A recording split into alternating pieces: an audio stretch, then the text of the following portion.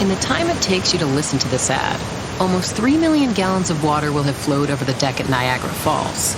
And when that deck needs to be protected from all that water, it's sealed with America's recognized brand in water protection, Thompson's Water Seal.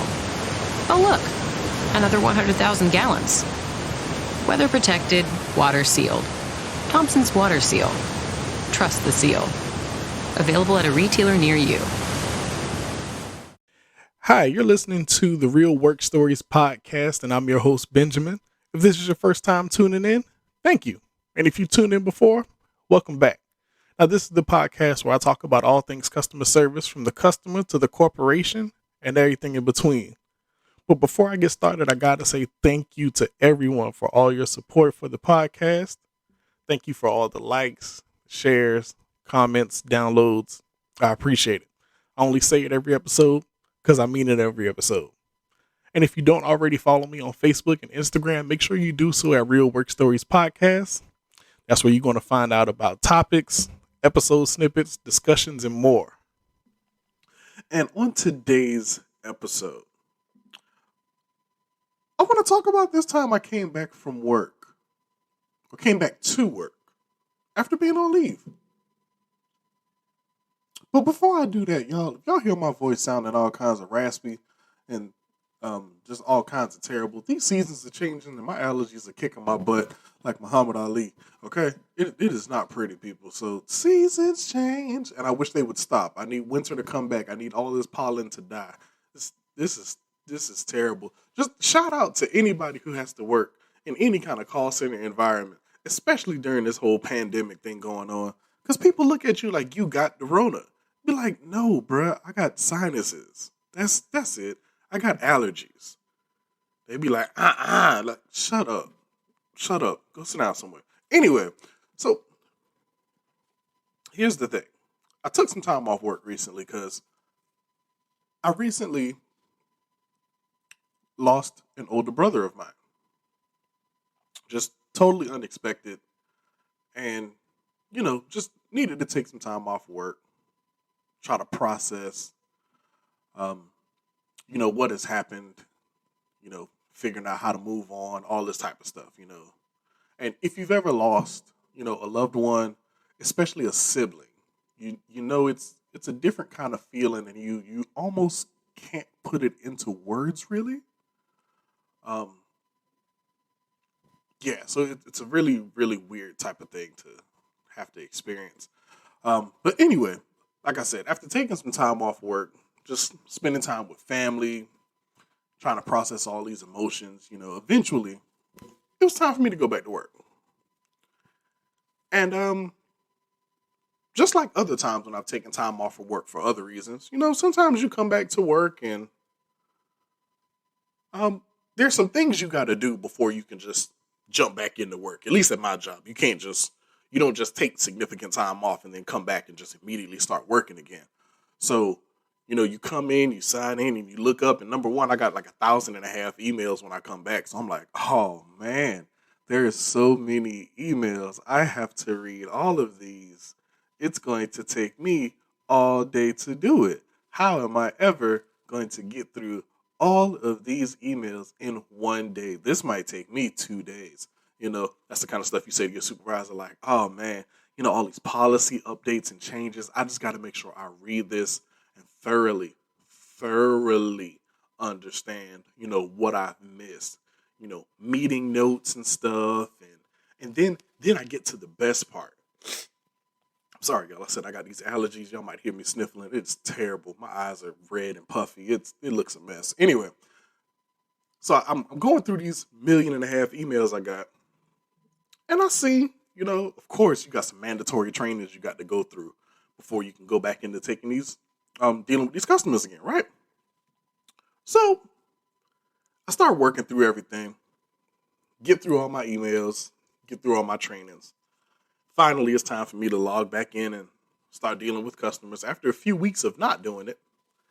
And the crazy part is, I'm feeling really optimistic, I'm like, hey, let's get back into the swing of things. Let's do what we do. You know what I'm saying? You know how to deal with customers, Benjamin. You got this. You done been out for a couple of weeks, but it's cool. It's just like riding a bike. And it starts off perfectly normal. You know, I'm like, yeah, I remember how to do this. I remember how to be nice to people, of course. I remember how to talk to people. I remember these policies. I remember these procedures, yada, yada, yada. Then the crazy kicks in. People. Here's what happened. So this customer, he reaches out. He needs help. I'm like, cool. Let's help. What's going on? So what this customer wants to do is his paycheck. And again, I work at a bank, people. I work at a bank. So keep that in mind. So my customer says he wants his paycheck from his employer, his direct deposit. He wants to split it up. He wants a piece of it to go here. He wants some of it to go here, some to go there. Yeah. Blah, blah, blah. So I'm like, okay, cool. I don't know why he's telling me all of these things. But then as he's saying this, as he's telling me, describing what he got going on, I'm like, maybe he's about to ask me if we can, if that's something he can do. So I'm just listening, making sure I hear what he's saying. And at the bank that I work at, we don't set up your direct deposit. I don't know how your bank does it. I'm just telling you where I work, we don't do that. You call your employer. Whoever sends you your paycheck, they manipulate your direct deposit. You tell them where you want them to send your money. Okay? Okay. So after he gets done telling me all of these details, I'm like, okay, cool. I hear you, sir. You want a certain amount of money. You want a certain amount of money to go here. You want a piece of it to go here. That is fine. On our end, no problem. You want to split your paycheck up like that? You can do that. We don't care. Here's the thing. I can't do this for you. You have to call your employer. Now, unless this bank is your employer, in which case you need to call HR and not the regular, customer service. But anyway, whatever. So he's like, no, you can do this. Y'all have always done this for me. No, sir, we have never done this for you. I swear to you, sir, I promise you. I can't do this, but call your employer. They'll do it for you. You don't even have to call the bank to do this. We just can't do it. And then the crazy starts. Now, thankfully, I work in a department where I don't actually have to talk to customers, but I chat with them online. Okay? So this next part doesn't feel quite as upsetting, but it was still terrible, right? So as he's telling me, all this stuff, trying to go back and forth with me about how I need to be able to do my job, and I'm like, I love how people who don't work here tell me how I need to do my job and how I'm doing my job wrong, even though I'm the one who works here. But okay. So I'm still trying to be nice, using the kindest words I can find. I'm like, sir, you need to contact your employer. They can do this for you. And then almost as if I had never been on leave, almost as if I had never taken any time off, which thankfully I did because I needed to clear my head before hearing something like this. And you'll see why this is so crazy to me in a second. So in the midst of this, I can hear the audacity building up. I'm reading it on the screen and I'm like, yep, this conversation's about to go left. I just know it. So his keyboard crusader onslaught starts. First, he calls me a camel riding idiot from India. That is not an exaggeration. I'm like, whoa. First of all, I've never seen a camel in real life. Wait, there was that one time I think at the zoo. I think I did see a camel there. But I didn't ride it. And I ain't from India. But what does that have to do with anything? Let's start there. Because I told you called the wrong company? Now I'm a camel riding idiot from another country? So, and that caught me by surprise because I was like, whoa, I didn't see that coming. Then he proceeded to tell me how bad of a person I was. I wasn't any good because I wasn't good enough to help him. Then, rather than simply just closing out this little chat window, which he can do at any time, he tells me that I should go unalive myself. because everybody who works overseas doesn't understand American systems and don't know how things actually work. And at this point, my jaw has hit my desk. I'm like, how did we get here? Nobody's supposed to be here. This conversation should not have happened. At least not like this.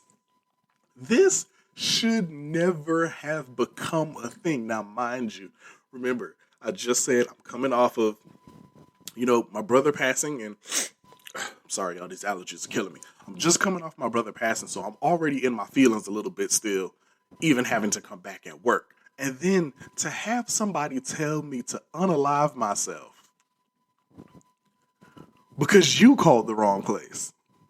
Like, somebody make this make sense. Somebody please make this make sense. Because I can't. There is absolutely no reason for this Flower Ranger to have said what he said to me. And yes, I absolutely know 100% it took a Flower Ranger to say something like this. Like, only somebody from the cauliflower community could have ever come up with anything this outrageous to say to somebody. All because I told you that you need to call a different company to have your problem fixed.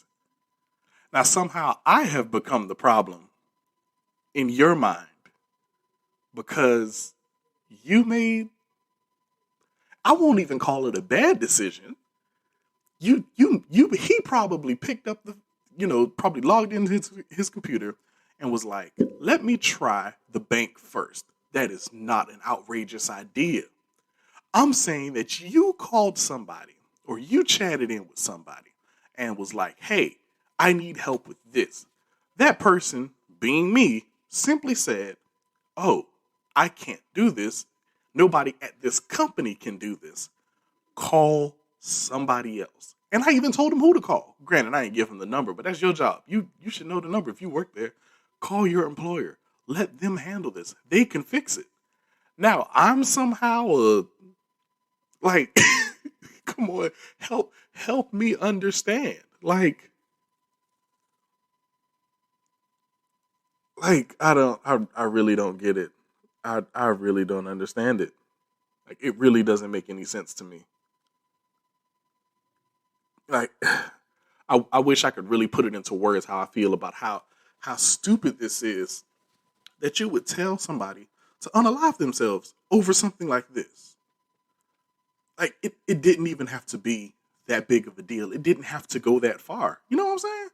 Like, and the crazy part is the fact that, number one, like I said, and the customer doesn't know that I just lost my brother.